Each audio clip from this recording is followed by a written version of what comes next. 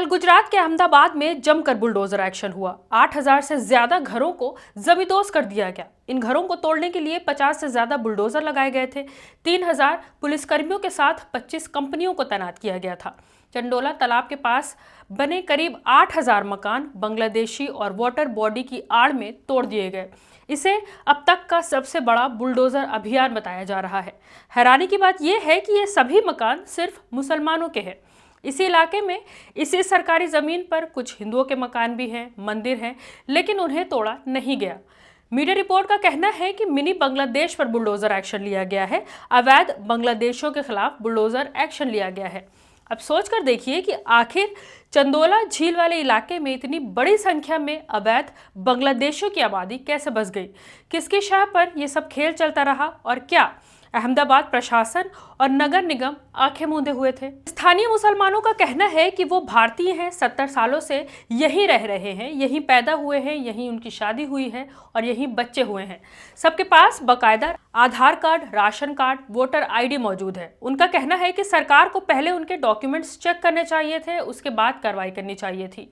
Bulldozer चलाने से पहले इन लोगों को ना तो कोई नोटिस दिया गया और ना ही इन्हें फिर से बसाने का कोई ऑप्शन दिया गया। घटना के बाद मलबे से अपने टूटे फूटे सामान को निकालकर लोग घंटों वहीं बैठे रहे, क्योंकि उनके पास कहीं और जाने का कोई ऑप्शन ही नहीं था। अधिकारियों का कहना है कि ये 8000 घर अवैध है, सरकार की जमीन पर कब्जा करके बनाए गए हैं, इसलिए इन पर कार्रवाई हो रही है। सरकार की नाक के नीचे, प्रशासन की नाक के नीचे 8000 अवैध घर बन गए और सरकार को, प्रशासन को भनक तक नहीं लगी।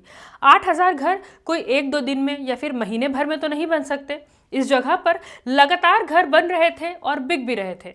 तो क्या ये मान लिया जाए कि घर को बनाने में और उसे बेचे जाने में सरकारी अधिकारी भी पूरे तरीके से शामिल थे? उनकी मिलीभगत से ही 8000 घर सरकारी जमीन पर बनाए और बेचे गए, क्योंकि बिना करप्शन के, बिना सरकारी मिलीभगत के इतनी बड़ी जमीन पर 8000 से ज्यादा घर बना लेना कोई मामूली बात तो नहीं है। आपको बता दें कि इस बस्ती को बसाने का मास्टरमाइंड एक मुसलमान को बनाया गया है, जिसका नाम है लल्ला बिहारी उर्फ महबूब पठान। क्राइम ब्रांच ने महबूब पठान को राजस्थान से गिरफ्तार कर लिया है। इससे पहले उसके बेटे फतेह को भी गिरफ्तार कर लिया था। पहलगाम आतंकी हमले के बाद जब गृह मंत्री अमित शाह ने यह आदेश दिया था कि पाकिस्तानियों को देश से बाहर निकाला जाए, तो 26 अप्रैल को अहमदाबाद और सूरत में हजारों लोगों को हिरासत में लिया गया था। पुलिस को शक था कि ये बांग्लादेशी नागरिक हैं जो अवैध रूप से भारत में रह रहे हैं।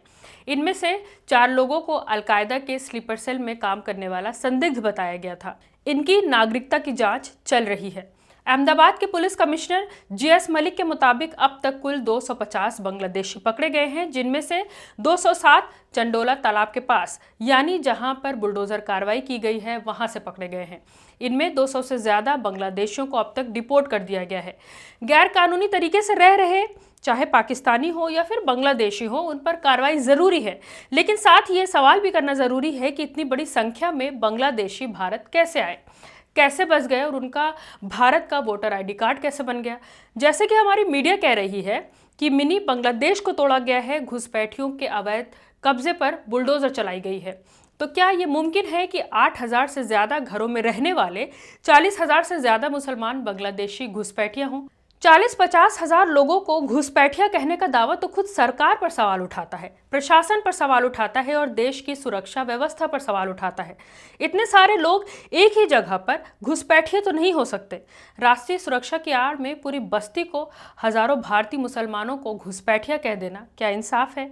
क्या बांग्लादेशों के चक्कर में हजारों मुसलमान को बेघर कर देना इंसाफ है? क्या ये कलेक्टिव पनिशमेंट नहीं है जो हजारों लोगों को सिर्फ मुसलमान होने की वजह से दी जा रही है? घरों के टूटने की और लोगों के बेघर होने की भावुक वीडियो कल से ही सोशल मीडिया पर तैर रही है। नन्हे नन्हे बच्चे रोते हुए अपने टूटे घरों से खिलौनों को ले जाते हुए दिख रहे हैं। हजारों परिवार बेघर हो गए हैं, बेसहारा हो गए हैं। जिन लोगों को आप तस्वीरों में देख रहे हैं, इन लोगों ने अपनी जिंदगी की जमा पूंजी अपना आशियाना बनाने में लगा दी थी और अब सीने में दर्द लिए, आंखों में आंसू लिए अपने टूटे हुए आशियानों के मलबों को देख रहे हैं। मैं हूं रूबा अंसारी और आप देख रहे थे मिल्लत टाइम्स। इस पूरी वीडियो पर आपकी क्या राय है, हमें कमेंट करके ज़रूर बताएं।